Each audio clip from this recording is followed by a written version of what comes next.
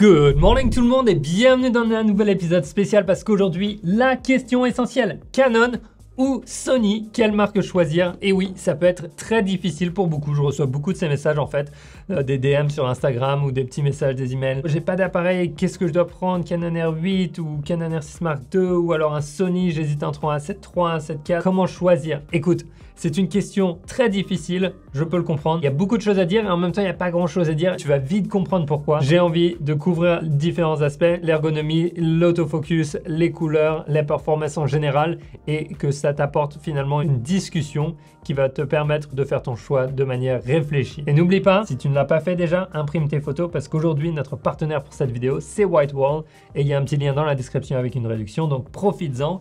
Si tu es prêt, on va se lancer tout de suite. Allez hop, c'est parti!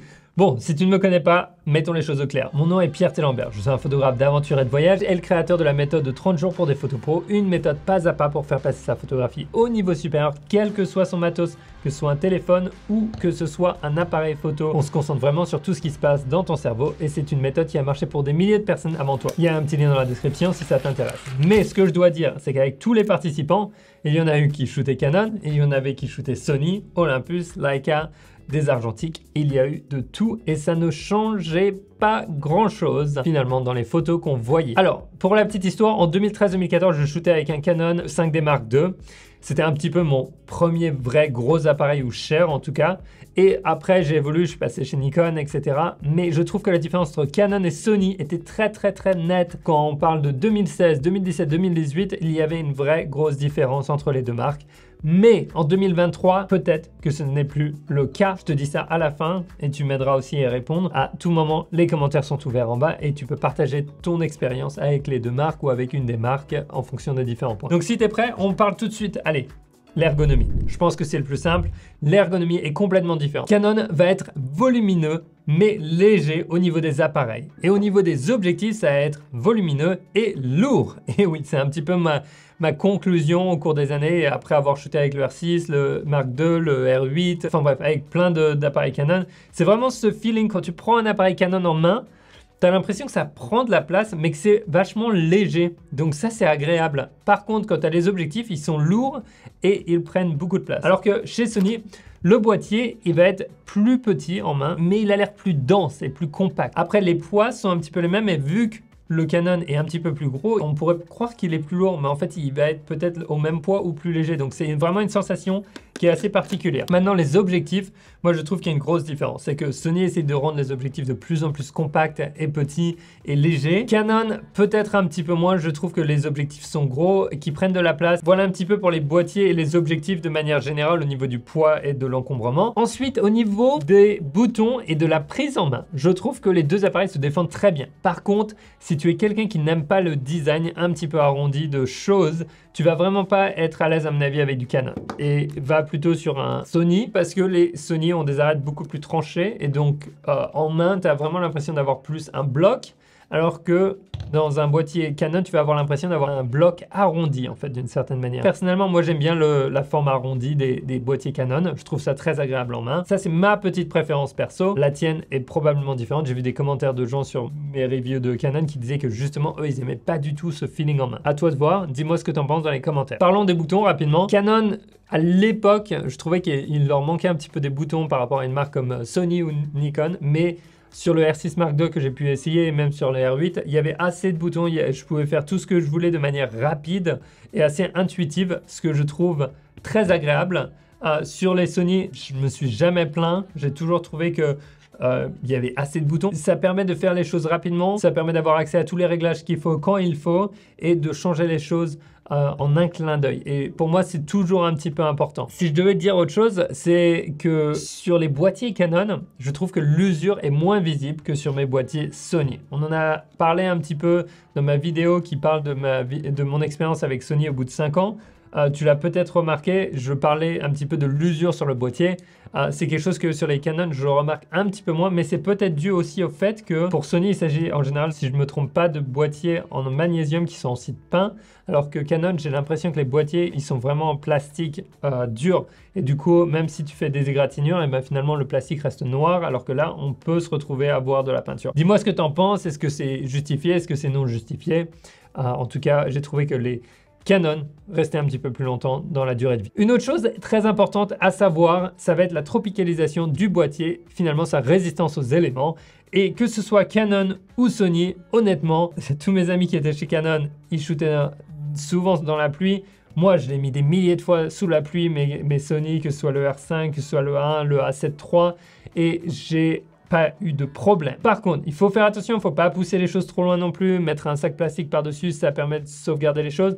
Donc, j'ai envie de dire que c'est un petit peu égal, même quand je shootais avec les Canon, dans la neige, dans des conditions un petit peu particulières, peut-être avec de la pluie, ça m'a pas gêné, j'ai pas eu de problème. Donc, j'ai envie de dire que quand on est dans la gamme pro, semi-pro des boîtiers, lorsqu'ils sont tropicalisés et que les objectifs sont tropicalisés, j'ai eu une très bonne expérience pour les deux marques. Ensuite, parlons des batteries et des cartes mémoire. Alors, la philosophie des cartes mémoire est différente, c'est-à-dire que sur les deux, on va avoir des cartes mémoire SD, c'est génial, mais quand on va passer dans les modèles Pro, sur le Sony, on va avoir des cartes mémoire CF Express type A, et sur les Canon, on va avoir deux types d'autres cartes mémoire aussi, des CF, mais qui vont être un petit peu différentes. Faut faire attention à ça, des fois tu as des problèmes de compatibilité, mais surtout, ce qui est le plus important, ça va être les batteries pour moi, parce que ce que j'ai adoré de Sony, c'est qu'en 2018 ou 2017, ils ont adopté ces batteries, ces petites batteries qui sont les NPFZ100, et depuis, tous leurs boîtiers utilisent ces batteries. Et c'est extrêmement pratique d'avoir les mêmes batteries pour tous les boîtiers, chose que chez Canon n'existe pas. C'est-à-dire que j'ai trouvé que les batteries changeaient assez régulièrement. Que tu prennes un Canon R8 ou un Canon R6 Mark II, tu vas avoir deux types de batteries. Et encore une fois, c'est un vrai problème. Pour moi, ça fait un petit peu du gaspillage. Si par exemple, tu veux te prendre un R6 Mark II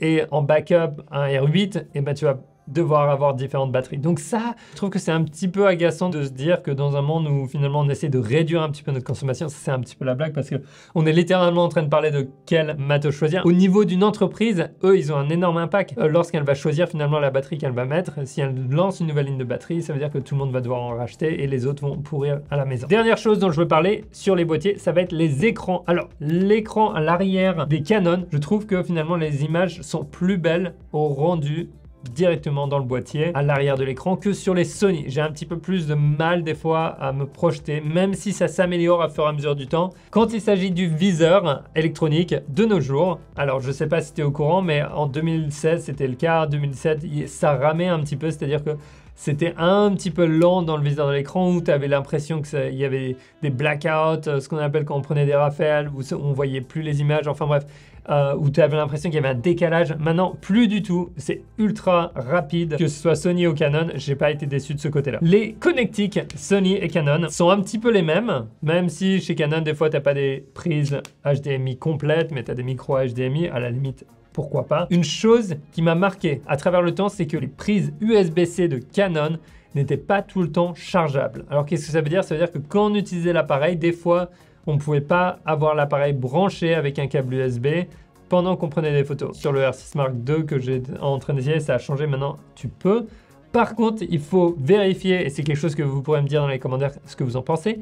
J'ai l'impression que tous les câbles USB-C ne marchent pas avec Canon, alors que pour moi, tous les câbles USB-C marchent pour Sony. Voilà un petit peu. Maintenant, on va passer aux performances avec l'autofocus. Mais avant ça, question, est-ce que tu as imprimé tes photos dernièrement? Parce que tu imprimes en shootant Canon ou Sony ou Olympus ou Panasonic ou ce que tu veux, ça ne change rien. Le plus important, ça va être finalement de faire venir tes images à la vie réelle et de les imprimer ou de les regarder sur un support différent si tu veux apprendre un petit peu à voir tes images différemment. Il y a encore quelqu'un qui m'a envoyé un message par rapport à ça récemment et qui m'a dit « Ah waouh, j'avais pas remarqué l'impact quand j'imprime et la manière dont je vois les photos est différente. » Et oui, c'est hyper important. C'est pour ça que je suis en partenariat avec Whitewall pour cette vidéo. Whitewall est un laboratoire d'impression de qualité qui te permet d'imprimer des tirages d'art, des encadrements, des acryliques, des toiles Canva. Enfin bref, tu vas pouvoir imprimer plein de types de supports différents et je les les ai utilisés à travers les années, que ce soit pour les photos que je vends ou alors des photos que j'utilise pour moi-même dans ma maison,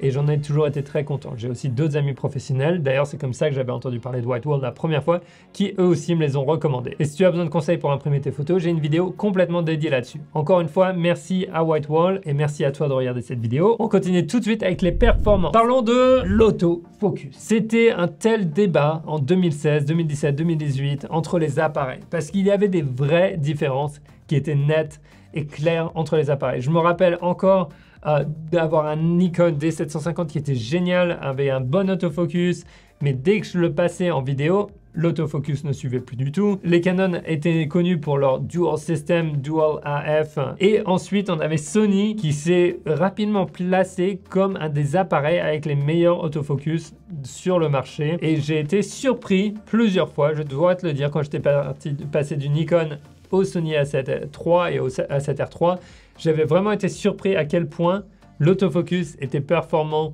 que ce soit en photo ou en vidéo, et pour moi c'était ultra important parce que c'était littéralement la raison de mon changement. Donc Canon en autofocus ou Sony, honnêtement en 2023 j'ai envie de dire c'est pareil. Et il y a certaines différences entre les deux, d'accord, mais ça va être un petit peu du pignolage. Je t'explique. Les derniers appareils récents Sony ont cette intelligence artificielle pour te permettre de détecter des sujets plus rapidement dans tes images, que ce soit des voitures, que ce soit des avions, des papillons, des gens, etc. Tout le corps d'une personne, même quand elle est tournée. C'est excellent, c'est absolument incroyable, ça traque très très bien les gens. Canon le fait aussi, ils le font très bien, j'ai essayé le R6 Mark II. La différence, c'est que jusqu'à présent, tu dois choisir entre les différents types de détection. Humain, animal, transport, insectes, enfin bref, tu as toutes ces scènes, mais tu dois choisir. Alors que sur le Canon, ce qui était cool, c'est que tu peux le laisser finalement en auto. C'est à l'appareil de décider quel type de sujet ça va prendre dans l'image. Ce qui est très pratique quand tu fais de la photo de voyage ou dans des situations où tu changes beaucoup de sujets, ou de la photo de rue par exemple. À un moment, tu vas prendre toute la rue, à un moment, tu vas peut-être prendre une voiture ou un miroir ou un objet, et ensuite une personne qui passe. Donc ça, c'était assez pratique, je trouvais les choses assez intuitives et rapides. Sur Sony, il faut juste penser à le changer. Après, c'est pas la mer à boire non plus, et ça permet d'être concentré. Parce que quand tu as des scènes où tu as des gens et des voitures, ça va être à l'appareil de décider comment choisir les choses. Maintenant, Canon, un gros avantage, c'est que tu as énormément d'optimisation et de changements possibles. C'est-à-dire que tu vas pouvoir régler plein de choses. Au point où sur les appareils pro, c'est limite intimidant et il faut passer un master juste pour apprendre à régler son autofocus. J'en parlais avec un autre photographe qui lui justement achète du sport et achetait Canon, et il me disait oui, en fait c'est difficile un petit peu d'arriver à bien régler les choses des fois sur ces appareils vraiment pro, parce qu'on te laisse la liberté de changer plein de choses. Et des fois, c'est un petit peu too much. Et sur la gamme Sony, c'est différent parce que je trouve que tu as moins de liberté de mouvement, mais les choses sont plus facilement réglées. Et qui dit moins d'options, finalement, dit moins de prise de tête, moins de questions à se poser. Dernière chose avec les autofocus avec Canon, c'est que je trouve que visuellement, c'est toujours génial avec Canon. Tu vois les petites boîtes, ça suit ton sujet et tout ça, c'est bien. Mais dans les faits, en fait, je trouve que les boîtes, j'en ai parlé dans ma review, sont un petit peu trop grosses et on ne sait pas si on est sur l'avant du visage, si on est sur l'arrière, si on va être sur l'œil, sur le nez, sur l'oreille, ou alors si on prend une photo d'une voiture par exemple, est-ce que le focus est fait à l'avant ou à l'arrière? Si on a finalement un carré qui est tout autour de la voiture, on ne sait pas trop. Surtout si tu shootes un f1.4, f1.2, f1.8, 2.8, enfin bref, tu peux vite te retrouver avec la partie de ton image qui n'est pas en focus. On va parler des couleurs qui ont fait couler des millions de pages d'encre sur Internet depuis longtemps. Depuis très très longtemps, entre Canon et Sony. Le nombre de gens qui m'ont dit non, je peux pas changer, Sony, non, les couleurs ne sont pas belles, je reste sur Canon, les couleurs sont plus belles, etc. etc. De nos jours, et sachant qu'on shoot en RAW, eh ben ce n'est plus vrai du tout. Sony en 2023 et Canon pour moi sont les mêmes au niveau des couleurs. Dis-moi ce que tu en penses dans les commentaires, mais pour moi c'est vraiment vraiment très proche. Peut-être Sony a à peine plus froid dans les tons que les Canon à peine plus chaud, mais vraiment je trouve que les choses se sont rejointes d'une manière très homogène et très agréable à utiliser. Je trouve que la balance des blancs est beaucoup plus régulière entre les différentes photos pour les deux appareils, pour les deux marques, et c'est quelque chose de génial. Sony fait la balance des blancs très très bien de nos jours, et voilà, j'ai envie de dire égalité entre les deux, j'ai pas eu de surprise que ce soit avec l'un ou avec l'autre. Si ce n'est pour le problème dont j'ai déjà parlé, c'est que quand tu mets ton appareil vertical ou horizontal, j'ai l'impression que sur les Sony, il y a un léger changement. Si tu as en a fait l'expérience, dis-le moi tout de suite dans les commentaires. Donc voilà, peut-être ça c'est un petit peu le point bizarre de Sony, mais moi je trouve que les deux sont un peu à égalité de ce côté-là. Au-delà de la performance pure de l'appareil, puisque j'ai envie de dire que avec les deux appareils on est capable de faire la même chose au final, ce qu'il faut dire c'est qu'il va y avoir une différence d'écosystème entre Canon et Sony qui est vraiment flagrante de nos jours. Alors parlons-en tout de suite parce que Sony te permet sur tous les hybrides d'utiliser des objectifs Tamron, Sigma, etc. Leur monture finalement est ouverte et des gens qui ne sont pas Sony peuvent faire des objectifs pour Sony. Alors que jusqu'à présent, et au moment où je parle, Canon a toujours les portes de fermer et seulement les objectifs Canon peuvent être sur les hybrides Canon. Et c'est très restrictif, ça restreint nos budgets, ça restreint le nombre d'objectifs que tu peux mettre. Je trouve ça un peu frustrant parce qu'il y a beaucoup de gens qui ont un budget serré, qui préfèrent avoir un 28-70 f2.8 de Sigma ou de Tamron pas trop cher, plutôt que d'acheter du verre Canon qui va leur coûter 2 fois le prix. Donc ça c'est une grosse différence et du coup point pour Sony parce que si tu as un budget serré, eh ben, tu peux utiliser du Sigma, du Tamron qui va avoir de très belles performances sans avoir à casser ta banque. Alors que chez Canon, tu vas être bloqué vraiment avec tout le système Canon. Et de manière assez surprenante, cette différence n'existait pas à l'époque en 2016, etc. Tant qu'on était sur les DSLR, sur les réflexes Canon, et bien finalement on pouvait mettre d'autres objectifs, d'autres marques. Donc rien que pour ça, j'ai envie de rajouter 10 points à Sony parce que ça pèse énormément dans la balance financière des gens et c'est littéralement ce que je dis à beaucoup de gens quand je leur réponds par message. Donc maintenant la grande question, ça va être comment choisir son appareil, comment choisir entre Canon et Sony. J'ai envie de te donner finalement les clés pour la réussite et il faut absolument que tu saches toutes les photos que tu as pu voir. Je les ai éditées la plupart sous Lightroom avec mes presets que j'ai créés, que j'utilise que ce soit Canon ou Sony et c'est extrêmement utile. Et comme tu peux le voir finalement, est-ce que si je te montre deux images, tu es capable de me dire laquelle est Canon et laquelle est Sony? Absolument pas. Ça veut dire qu'il va falloir décider en fonction de comment tu te sens avec l'appareil dans la main. Et est-ce que tu as le budget pour acheter des objectifs Canon ou alors est-ce que tu préfères avoir un plus petit budget, t'acheter des billets d'avion et avoir des objectifs Sigma ou Tamron. Parce qu'encore une fois, ta vision créative, tout ce qui va se passer dans ta tête, ça ne va pas être dirigé par ton outil. L'outil, c'est littéralement ton marteau pour planter un clou. La manière dont tu vas construire ta maison, ça c'est ce qui se passe dans ta tête. Ça va être à toi d'être l'architecte de tes photos et ensuite d'utiliser ton outil, que ce soit un marteau plat ou un marteau rond. Finalement, tu peux quand même faire rentrer un clou à l'intérieur. Alors il y en a qui sont plus adaptés dans un cas ou dans l'autre. Il faut revenir à l'essentiel, qui est finalement sa vision créative, et utiliser l'appareil qui finalement est sous la main à ce moment-là. Et si tu te poses les questions d'évolution de matos, repose-toi souvent les questions, est-ce que je peux changer mon objectif à la place? Première question. Deuxième question, est-ce que je suis vraiment limité à mon appareil? Est-ce que je pourrais prendre la même photo avec mon vieil appareil qu'avec mon nouvel appareil? Est-ce que c'est obligatoire du coup d'évoluer? Pose-toi ces questions, elles sont essentielles. Maintenant, n'oublie pas, imprime tes photos, va dehors, va prendre des photos, essaie quelque chose de nouveau, essaie quelque chose de différent. On se retrouve dans le prochain épisode, j'espère que ça t'a aidé. Dis-moi ce que t'en penses dans les commentaires et à très vite. Ciao!